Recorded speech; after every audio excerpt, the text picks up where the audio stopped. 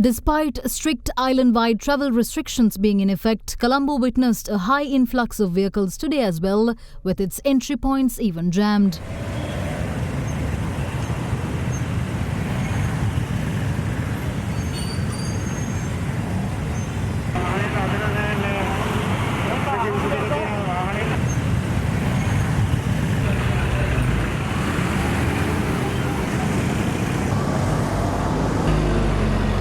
Police බත්තුවා පොලිසියට මේ පොලිසියට දාන්න නිකුත් කරන මේ උපදෙස් දෙතියෙදි ඔයාට මේක අරගෙන යන්න බෑ.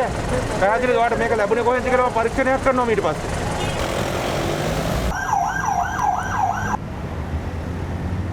The heavy traffic, however, was not just limited to Colombo.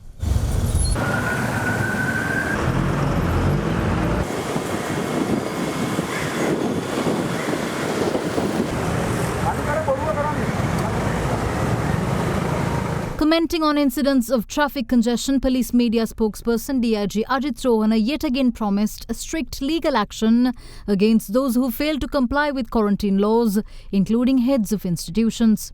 Yesterday, it has been observed that some persons had used fake documents in respect of their employment. So therefore, today it is checked by the police and randomly the documents are collected electronically and special teams have been deployed to check whether that particular employee's service is essential to that particular organization, and we are making physical visits to such institution to check that particular issue. If any head of the organization or supervisor has issued a document irrelevant to his job, so he has prepared a forged document, accordingly that particular person is dealt with the law. In addition to that, the provisions of the Quarantine and Prevention of Diseases Ordinance. In such a backdrop, Secretary to the Ministry of Public Services, Provincial Councils and Local Government, J.J. Ratnasiri, renewed requests from head of institutions to call minimum required staff for duty. Meanwhile, 5 persons in the area of Arsadi in Jaffna were arrested last night for organising a birthday party in violation of quarantine laws. Over the past week, the number of daily arrests made for quarantine law violations have been creeping up. So much so, the number of arrests made yesterday breached 1,000 for the first time since the pandemic's inception. Yesterday, 1,047 suspects have been arrested in connection with the offences of quarantine rules and regulations within a period of 24 hours ending at 6 o'clock this morning. Total number of 19,102 persons have been arrested since the 30th of October 2022 date. 23,000 police officers have been deployed to roads in order to check the persons who are moving on roads. Police continued to monitor the situation on roads today as well.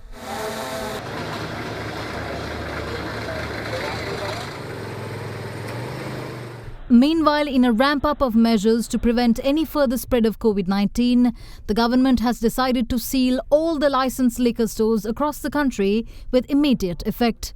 The liquor stores will remain sealed until the travel restrictions are lifted on Monday the 7th and will continue to be in effect if the restrictions are extended.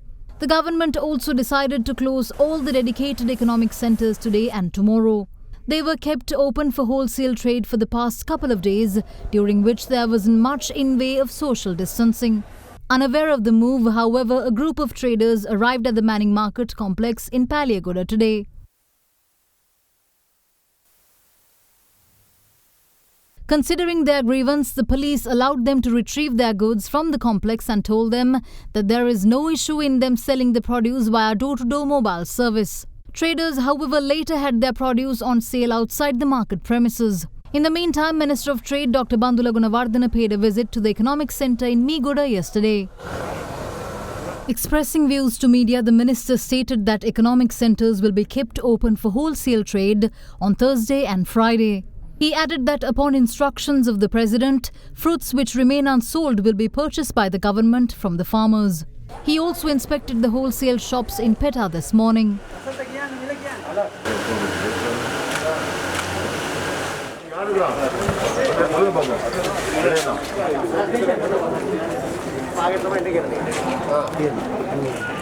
Despite the imposition of travel restrictions, Presidential Task Force on COVID-19 has decided to keep the wholesale outlets at 4th and 5th Cross Streets in Petta open. The wholesale shops located there will not be open for the general public, but for the mobile vendors. Meanwhile, the government will start the distribution of the 5,000 rupee allowance tomorrow, provided for Samurdhi recipients, low-income earners and those who lost their income due to the pandemic. මේ රුපියල් 5000 දීමනාව ලබා දීමේදී ජනතාව ඒක රාශී කරලා එක තැනකට දෙන්න. හැබැයි මේ අවස්ථාවේ අපිට ඒ කටයුත්ත කරන්න බෑ. ඒ හින්දා අපි නිලධාරීන්ට මේ නිදහස ලබා දීලා තියෙනවා. Tamanට හැකි ඉක්මනින් මේ මුදල ලබා දෙන්න. ඒකයි මම කිව්වේ මේක දින අපිට සතියක් කහමාරක් දෙකක් අතර කාලයක් ගත වේවි. What's more, Sri Lanka reopened its skies for business today. The island, however, will not be open for passengers from India and Vietnam. Following the reopening of the airports, a Qatar Airways flight with 53 passengers on board arrived at the Katunayake Bandaranaike International Airport from Doha at around 2:15 this morning. 9 passengers were foreigners and the rest Sri Lankans. Meanwhile, the Mattala Rajapaksa International Airport saw another flight from Qatar at around 9:30 this morning. A total of 116 foreigners arrived on board the flight as part of a crew change. Reopening of airports come with a mandated 14-day quarantine for all passengers. Surf Excel නම් භාගයයි මාසයකට වඩා රිදි සෝදායි.